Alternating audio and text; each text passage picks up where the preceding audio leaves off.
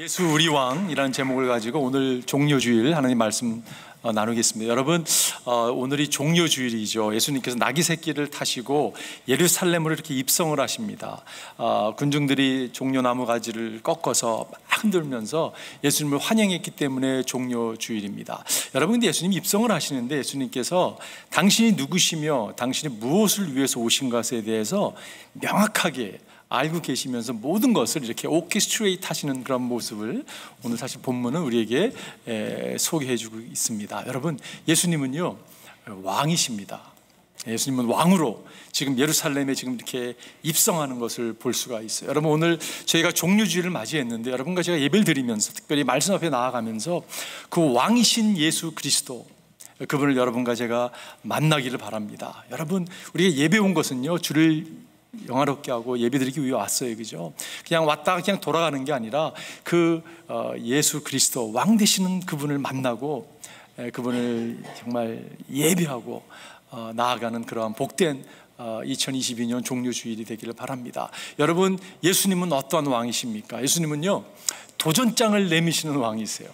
예수님께서 예루살렘 입성을 하십니다. 다른 복음서에서도 사실 증거하고 있는데 예수님께서 이렇게 기적을 하실 때도 그랬고 이렇게 병자를 고칠 때도 그랬고 주님께서 이적을 행하시고 난 다음에 예수님께서 당신이 누구인가를 사실은 이렇게 밝히지 않았습니다. 사람들로 하여금요 그냥 조용히 하게 했습니다. 다른 사람으로 하여금 예수님의 그런 모습을 보고서 예수님에 대해서 선언하는 것을 금하게 했던 것을 우리가 알 수가 있어요. 왜 예수님께서 여러분 쉬쉬하셨을까요? 당신의 정체성을 왜 드러내지 않았을까요? 그 이유는 주님께서 아직 때가 이르지 않았기 때문에, 주님께서 당신이 누구인가를 밝혀짐으로 말미암아 대중들에게 사역을 해야 될 그 사역이 방해될까 봐 주님께서 드러나지 않으셨죠. 그런데 이제 여러분, 때가 찼습니다. 지금 예수님께서 예루살렘 입성하시면서 더 이상 쉬쉬하지 않으시는 거예요. 당신의 정체성을 드러내시는 것을 오늘 성경은, 우리의 본문은 우리에게 사실 허락하고 있는 것을 보게 되죠.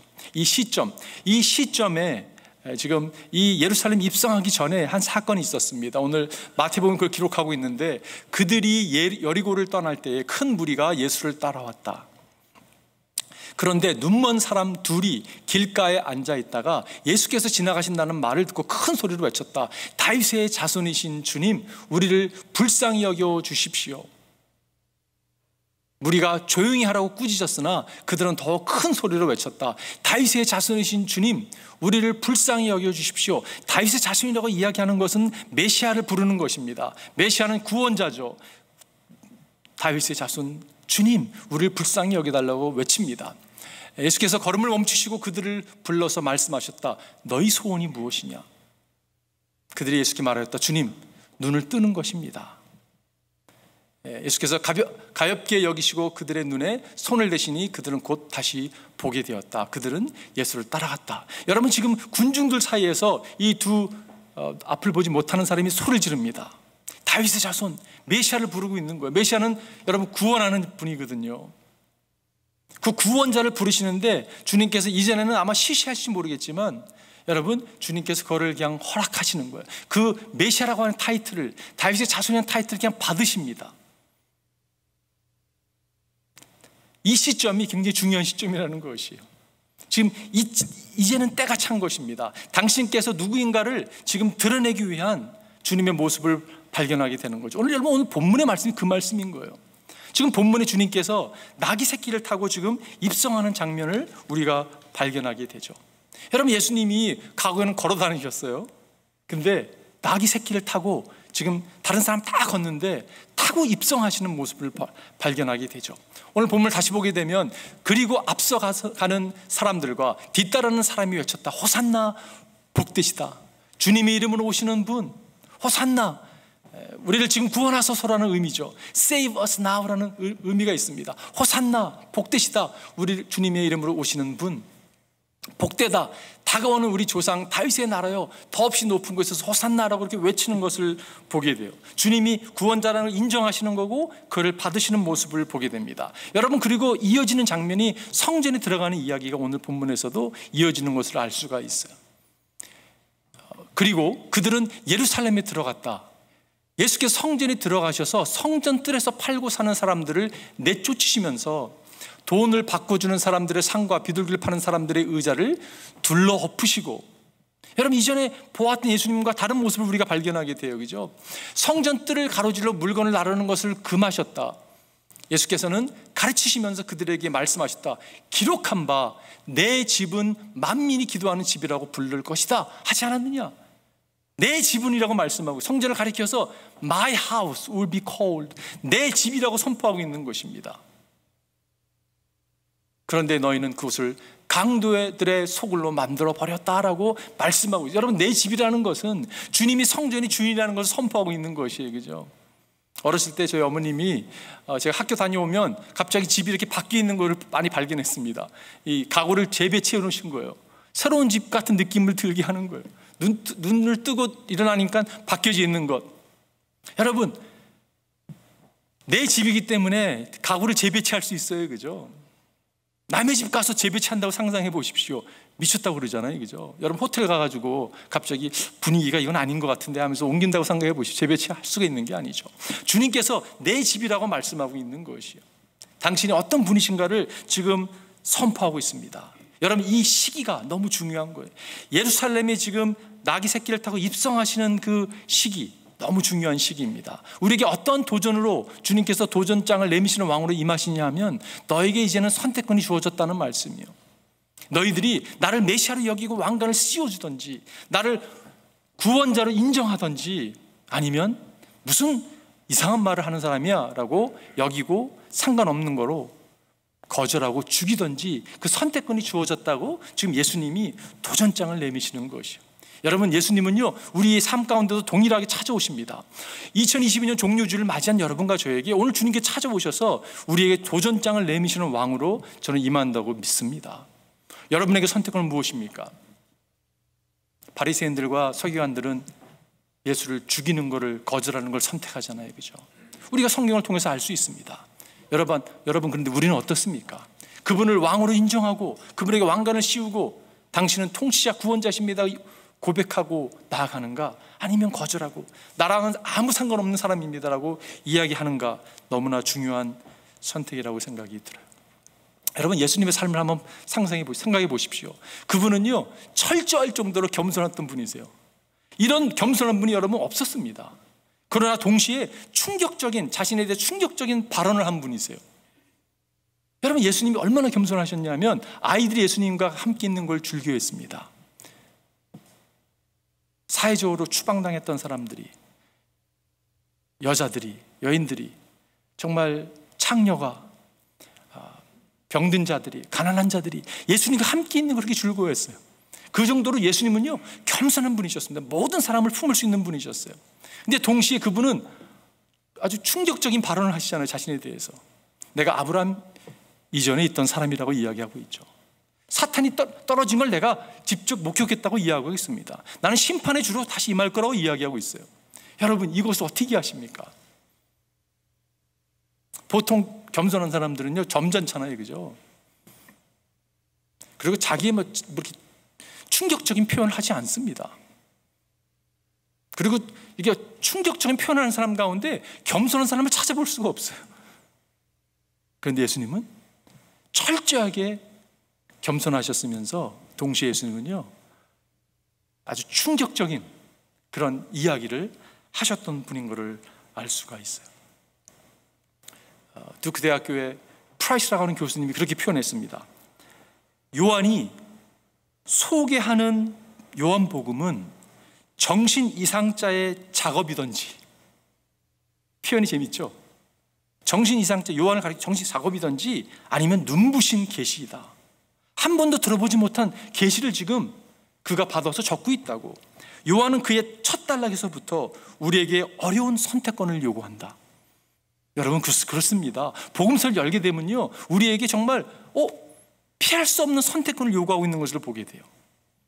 그는 우리에게 인생을 뒤흔드는 진리를 가져다 주든지, 아니면 이것은 이 이야기를 쓴 뛰어난 미치광이보다 더 걷잡을 수 없는 미친 한 미치광이에 관한 이야기든지, 쓴 사람도 미치광이고 그 주인공도 미친 자고 이 선택을 받아들이든지 아니면 그분을 하나님으로 인정하고 그분께 나와서 왕관을 씌워드리든지 이 선택권이 있다는 그러한 말씀이에요. 여러분, 우리는 어떤 선택을 하셨습니까? 종려주일에 우리를 찾아오시는 주님, 그분에게 우리는 왕관을 씌워드리고 그분을 통치자로 인정하든지 구원자로 인정하든지 아니면 더 이상 저랑은 상관없습니다 라고 고백하든지 그 선택권이 여러분과 저에게 있다는 것이요. 제가 여러분 이렇게 한번 예를 한번 들어보겠습니다. 여기 본인이 있어 죄송한데 우리 데비소 목사님이 저랑 30년 넘게 알고 있는 관계입니다. 정말 신학교에서 친구로 이렇게 만나서 전도사 시절부터 해가지고 정말 30년이라는 시간이 지났습니다. 여러분, 어느 분이 물으시더라고요. 친구분들께 어떻게 대화를 하냐고. 친구가 얘기하잖아요, 그죠? 근데 저희가 처음 만났을 때 전도사로 만났기 때문에 그때부터 이렇게 존댓말을 썼습니다. 무슨 친구가 존댓말을 쓰냐고. 그래도 그게 안 고쳐지더라고요. 그래도 우리가 목회자들이 됐는데 서로 존중히 여겨주자. 그래서 아직까지 이렇게 존댓말을 쓰고 있습니다. 목사님이 저희 집에 놀러 왔는데 예를 든 겁니다. 데빗 목사 왔구나. 데빗, won't you come on in? 근데 서 목사님, 서 목사는 좀 부담스러운데? 데빗은 들어오고 서 목사는 밖에 있으라고 제가 얘기할 수 있을까요?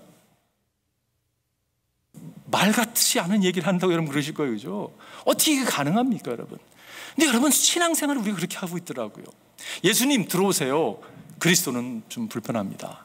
예수님 친구라고 말씀하셨잖아요. 친구 좋아요. 그런데요, 주인이요? 저를 통치하여 다스리신다고요? 좀 부담스러워요. 여러분, 이 모습이 우리 가운데 있잖아요, 그죠? 성경을 읽더라도 이거 참 좋다, 이거는 참 은혜스러워, 그거는 이야기하지만 좀 부담스러운 것은 이건 좀 제껴놓고.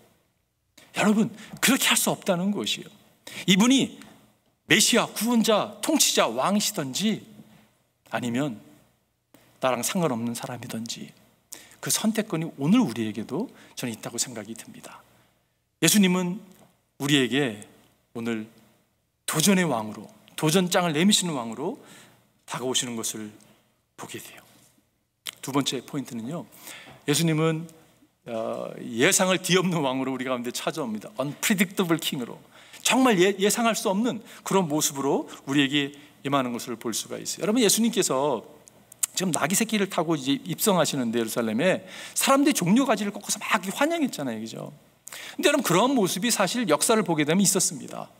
그 시몬 마카베오라고 하는 사람이, 이 사람이 헬레님 시대에 그 저항을 했던, 그 정부에 저항을 했던 지도자였거든요. 이 사람이 나가서 전쟁을 치르는데 막 엄청 3,000명의 사람을 막 무찌르고요, 개선 장군으로 예루살렘에 입성을 합니다. 예수님이 지금 예루살렘 입성하시 한 200년 전에 있었던 이야기예요. 여러분, 사람들이요 막 종려나무를 꺾어서 막 호산나 하면서 막 환영했습니다. 이 사람이 메시아구나, 이 사람이 우리를 갖다가 정말 독립시킬 수 있는 그러한 구주구나라고 여겼습니다. 그런데 군마를 타고 임했던 이 사람이 그 다음 전쟁에 나가서 패배하고 전사하게 됩니다. 여러분, 그 군마를 타고 예루살렘 입성했던 그 장군과 예수님을 한번 비교해 보십시오. 사람들이 상상했던, 예상했던 장군이 아니거든요. 메시아가 아니거든요. 왜냐? 나귀 새끼를 타고 임하시는 거예요. 어떻게 보면 우습잖아요, 그죠? 어떻게 나귀 새끼를 타고 이렇게 임할 수 있을까? 그런 생각을 자아나게 합니다. 그런데 여러분, 그것까지도 하나님의 말씀을 성취하시는 예수님이셨어요. 그것까지도 세밀하게 오케스트레이트 하시는 예수님의 모습을 우리가 보게 되죠. 마태복음을 보게 되면 이 예언은, 이것은 예언자를 시켜서 하신 말씀을 이루시려는 것입니다. 시온의 딸에게 말하여라. 보아라, 내 임금이 내게로 오신다. 그는 온유하셔서 나귀를 타셨으니 어린 나귀 곧 멍에 매는 짐승의 새끼다. 예수님은요, 통치자로, 왕으로 지금 임하신다고 그랬잖아요, 그죠? 근데 그분은 조금 세상이 생각하는 왕과 좀 다르잖아요, 그죠? 그분은 나귀를 타고 임하십니다. 왜 나귀를 타고 임하셨습니까, 여러분? 그분이 구원자인데, 그분이 왕이신데 왜 나귀를 타고 임하셨습니까? 그게 예수님이 세상의 왕들과 차별되는 그런 모습입니다. 여러분, 예수님은요, 죽임으로, 빼앗음으로 권력을 쟁취하거나 빼앗음으로 왕으로 임한 것이 아니라 빼앗김으로 죽으심으로 구원자로 찾아오신 거예요. 이게 다른 거죠. 그러셨기 때문에 예수님은 나귀를 타고 우리 가운데 찾아오신 것이에요. 이 영적인 원리가 얼마나 중요한지 모르겠어요. 예상을 뒤집어버리는 예수님의 그러한 모습. 예수님은 여러분과 저의 죄를 대신해서 죽으셨습니다. 대신해서 죽으심으로, 약해지심으로, 빼앗겼던 죽음의 권세를 되찾으신 승리의 메시아라는 사실이에요. 그렇기 때문에 여러분과 저 또한, 여러분, 우리가 구원을 받을 수 있는 유일한 길은 우리의 연약함, 나는 도저히 나를 구원할 수 없습니다를 인정하고 회개하고 돌이킬 때 여러분, 우리가 구원받는 거잖아요. 그죠? 여전히 내가 나를 구원할 수 있어라고 여기는 사람은 자신을 구원할 수가 없습니다. 나는 철저하게 브로큰 됐습니다. 나는 다 깨어졌습니다. 나에게는 소망을 0.1% 찾을 수가 없습니다.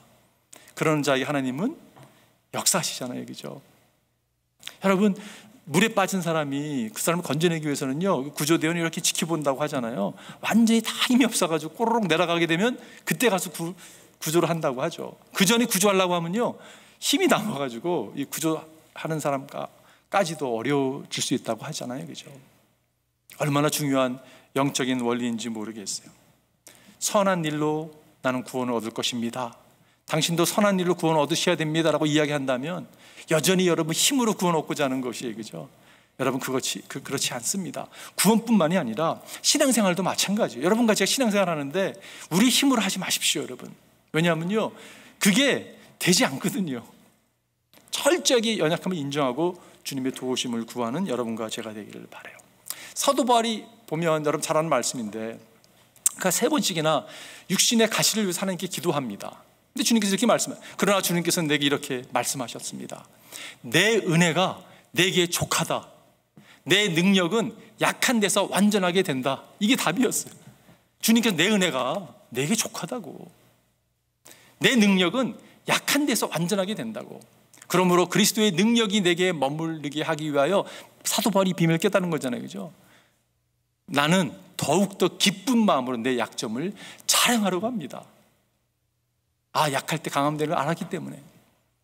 그러므로 나는 그리스도를 위하여 병악함과 모욕과 궁핍과 박해와 곤란을 겪는 것을 기뻐합니다. 오히려 기뻐한다고 표현하고 있어요. 내가 약한 그때에 오히려 내가 강하기 때문입니다.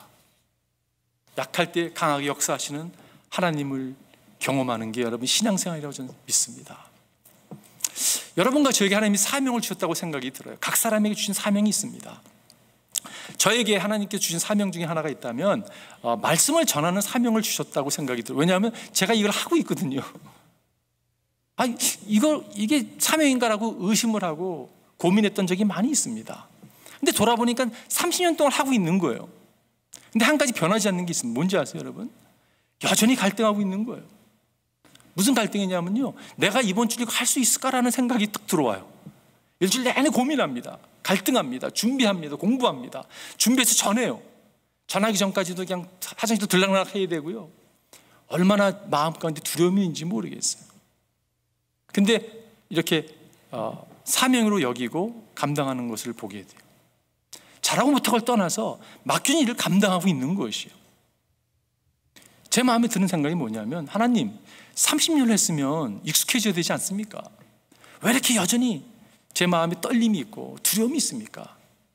왜 이렇게 이게 준비가 어렵고 나누는 게 어려운지 모르겠습니다고 생각이 들 때가 참 많은데, 그 생각을 이렇게 뒤집는 또 다른 생각이 찾아옵니다. 그게 뭐냐면요, 신학교 다닐 때 설교를 가르쳤던 교수님께서 영국 분이셨는데, 그분이 이렇게 말씀하셨던 것이 늘 따라다녀요. 당신이 설교자로서 설교를 하는데 두렵고 떨림이 떠난다면 당신은 설교자로서 수명이 끝난 것입니다. 그래서 무슨 기도가 나오냐면, 하나님, 떨림이 떠나지 않게 기도해달라고 나오는 거 아니에요. 그죠? 무슨 말입니까, 여러분? 내가 약해짐으로, 나의 약함을 인정함으로 주님을 의지할 수밖에 없는 것이에요. 여러분, 제가 설교자로서 지금 사명을 받은, 설교자로 사명을 받았고 알기 때문에 제가 나누는 거라면, 여러분 삶 가운데 여러분을 받은 사명이 있어요. 그죠? 그를 이루기 위해서는 여러분 힘을 의지해서는 100% 안 된다고 저는 생각이 들어요. 철저하게 우리의 연약함을 인정하고, 하나님, I need you. 당신의 힘이 필요합니다. 여러분, 자녀를 키우면서도 마찬가지잖아요, 그죠? 부부 생활도 마찬가지죠. 내 힘으로 하려고 했다가 실패를 얼마나 거듭합니까, 여러분? 철저하게 하나님께, 하나님 인정합니다. 나의 힘이 없습니다. 당신 의지합니다. 도와주세요. 간구하고 나아갈 때 하나님께서 여러분 우리 가운데 역사하시는 걸 경험하게 될 것이. 마지막 세 번째는, 예수님은 예루살렘 입성하시는데 다시 오실 왕으로 입성하십니다. 다시 오실 왕.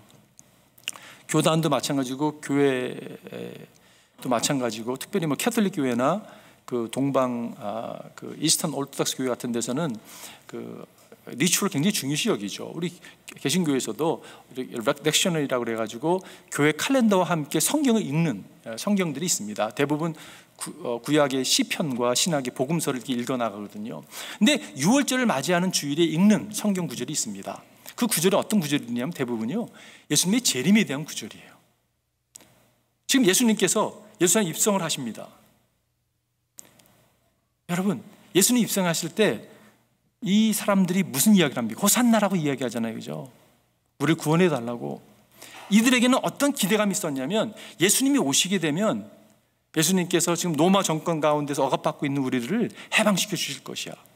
나름대로 기대감이 있었어요, 그죠? 우리가 지금 문제 가운데 힘들어하고 있는데 메시아 그분은 오셔서 우리를 구원해 주실 거야, 우리를 해방해 주실 거야, 그런 기대감으로 다가왔습니다. 근데 여러분, 예수님께서 이렇게 바로 잡아주신 것이 무엇입니까? 그것은 하나님과의 관계에 대한 도전이었어요. 백성들은 이 로마 정권을 좀 몰아내고 당신의 나라를 세워달라고 얘기했지만, 예수님은 아니라고, 너에게 필요한 나라는 하나님과 회복되는 그 나라를 경험해야 된다고, 그리고 그 다음에 모든 것을 내가 더 회복시킬 거라는 그런 메시지잖아요, 그죠? 여러분, 종료주일이 우리가 붙들어야 될 것이 있다면 예수님의 재림이에요. 재림에 대한 신앙입니다. 여러분, 예수님의 재림은 무엇을 의미하고 있습니까? 모든 것을 제자리에 돌려놓는 것이에요. 예수님의 재림은요, 모든 것이 제자리로 돌아가는 것이에요. 이 디스오더되어 있는, 이게 제대로 오더가 있지 않는, 정말 이 디스톨되어 있고 막 어긋나 있고 막 깨져 있는 이것이 정상으로 되돌림바 되어 있는, 그것이 여러분 예수님의 재림이에요, 그죠? 그렇지 않습니까, 여러분? 우리가 이 소망을 붙들고 나아가야 된다는 것이에요. 시편에 보니까 주님의 이름으로 오는 이에게는 복이 있다. 주님의 집에서 우리가 너희를 축복하였다. 여러분, 이 118편은 메시아의 시입니다. 예수님에 대한 시인데, 주님의 이름으로 오는 이에게는 복이 있다라고 말씀하고 있어요. 왜 복이 있을까요? 그분은 복의 원천이기 때문에 그렇죠. 여러분, 예수님이 복의 원천이신데, 이 복이라는 것은 무슨 말이냐면 샬롬이라면 샬롬. 샬롬은 여러분 번영과 번성을 이야기하는 거죠. 번영과 번성이라는 것은 제자대로 돌아가는 것을 의미하고 있어요. 모든 것이 제 모습을 찾는 거예요. 하나님이 만드셨던 그 본래의 모습으로 돌아가는 것, 그것이 여러분 샬롬이고 그것이 복입니다. 시편에 보니까 들과 거기에 있는 모든 것도 다 기뻐하며 뛰어라. 여러분 한번 여러분의 그 이미지네이션을 사용하셔서 한번 상상해 보세요. 들과 거기에 있는 모든 것도 다 기뻐하며 뛰어라. 그러면 숲속의 나무들도 모두 즐거이 노래할 것이다. 상상이 되시죠? 나무들이 정말 막 꽃들이 막 하나님을 찬양하고 춤추고, 주님이 오실 것이니, 주님께서 땅을 심판하러 올 것이니, 주님은 정의로 세상을 심판하시며 그의 진실하심으로 못 백성을 다스릴 것이다. 그분 심판의 왕으로, 통치자로, 다스릴 왕으로 찾아오시는 것이, 지금 예루살렘에 입성하신 예수님께 종려가 나무를 가지고 막 흔드는 것처럼 정말 새들이, 동물들이, 나무들이 지금 주님을 환영하고 있는 거예요. 그분이 오시게 될 때, 그분이 오시면 모든 것을 제자리로 돌려놓으실 것입니다. 이 땅에 살아가면서 병이 있습니다, 여러분. 특별히 그 자녀들이 병을 앓고 있다면 부모의 마음은 너무 찢어질 수밖에, 아플 수밖에 없는 거죠.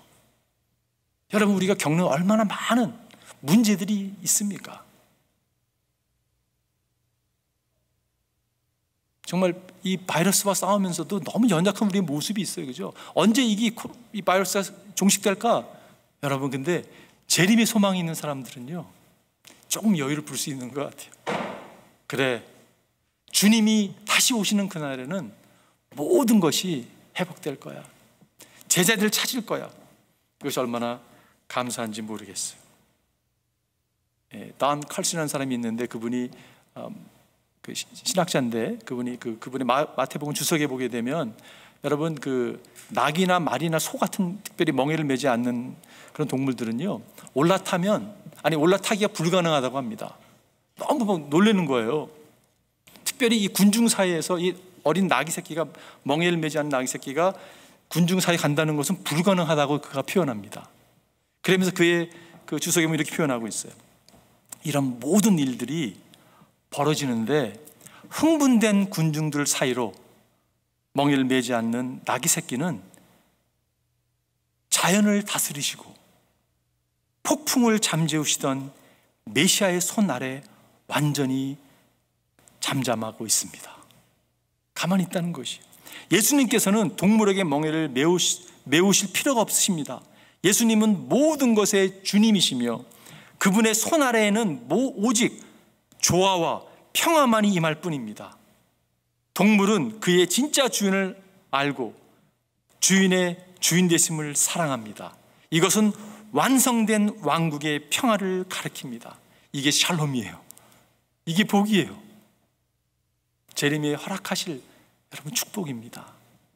이게 얼마나 우리에게 격려가 되는지 모르겠어요. 아무리 이 땅에서 지금 어려움을 겪는다 할지라도 주님께서 제자를 다 돌려놓을 걸 소망할 때 여러분 믿음을 갖고 소망과 나갈 수 있는 거 아니겠습니까? 여러분 이 말씀 잘 아시죠? 이 찬양이 이 성경 구절 베이스 찬양이 있는데 그때에는 이리가 어린 양과 함께 살며 표범이 새끼 염소와 함께 누우며 송아지와 새끼 사자가 살찐 짐승이 함께 풀을 뜯고 어린아이가 그것들을 이끌고 다닌다. 상상이 되시죠? 암소와 곰이 서로 벗이 되고 그것들의 새끼가 함께 눕고 사자가 소처럼 풀을 먹는다. 젖 먹는 아이가 독새의 구멍 곁에서 장난하고 젖된 아이가 살무사의 굴에 손을 넣는다. 나의 거룩한 산 모든 곳에서 서로 해치거나 파괴하는 일이 없다. 물이 바다를 채우듯 주님을 아는 지식이 땅에 가득하기 때문이다. 제가 이번 주 말씀을 준비하면서 제 마음 가운데 들어왔던 생각이 I just cannot wait. 주님의 재림이 너무 고대되는 거예요.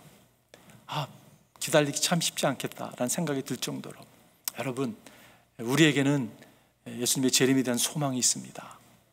우리가 주님을 살면서 재림을 목격하지 못한다 할지라도 여러분과 저에게 준비하신 회복의 나라, 하늘나라 우리 가운데 있습니다. 여러분 그 나라를 소망하면서 여러분과 제가 살아가야 되지 않겠습니까? 제가 결론 내리면서 오늘은 종료주일이에요. 예수님이 우리 가운데 오늘 이렇게 찾아오시는데 저는 기도하기를요 3가지 생각해 보았는데 첫 번째는요 우리 가운데 혹시 예수 그리스도를 인격적으로 만난 적이 없는 분이 계시다면 여러분 예수 만나셔야 됩니다. 예수 만나서 인격적으로 만나야 돼요. 나의 죄를 고백하고 약함을 인정하고 나아갈 때 여러분 구원이 임하는 거예요. 이런 복음이 어디 있습니까 여러분? 예수를 만나야 돼요. 인격적으로요. 대부분 주님을 만난 분들이세요. 그죠? 만났더라면 여러분 철저하게 주를 의지하는 것이에요. 철저하게 주를 신뢰하고 따르는 것이에요. 왜냐하면 이 삶이 복된 삶이기 때문에 그렇습니다. 주를 의지하고 따르는 것이에요. 여러분 혹시 우리 가운데 아직도 내 힘을 믿는 분 계세요? 신앙생활, 어떤 분은 교회생활을 그렇게 하시려고 하는 분이 계세요. 내 힘으로. 여러분 하지 마세요. 주위 분들 피곤합니다. 내 힘으로 하는 게 아니라 주의 능력으로 감당하는 거죠. 우리 약함을 인정하고 오히려 자랑하고 주를 정말 컴플리 트러스트하는 여러분과 제가 되기를 바라요. 마지막 3번째는요 여러분 모든 걸 회복하실 주님을 묵상하면서 복음 전하는 것이에요. 이번 주 토요일 날 우리가 전도 친구 초청 그런 것도 있지만 우리 삶이 여러분 정말 부활주의를 맞이하면서 부활의 메시지, 이런 메시지가 어디 있습니까? 세상에 아무리 정말 눈을 씻고 봐도요 이런 메시지가 없는 거예요. 여러분과 제가 소망의 메시지, 복음의 메시지를 증거하기를 바라요. 오늘 우리가 성찬식을 참여합니다. 성찬식을 통해서 예수님을 경험했으면 좋겠어요. 예수님께 헌신했으면 좋겠습니다. 성찬하는 이유 중에 하나가 뭐냐면요, 복음을 증거하기 위함입니다. 여러분과 제가 복음에 똘똘 뭉친 바 된 그러한 복된 주의 종들이 되기를 주님의 축원드립니다. 여러분 기도하겠습니다.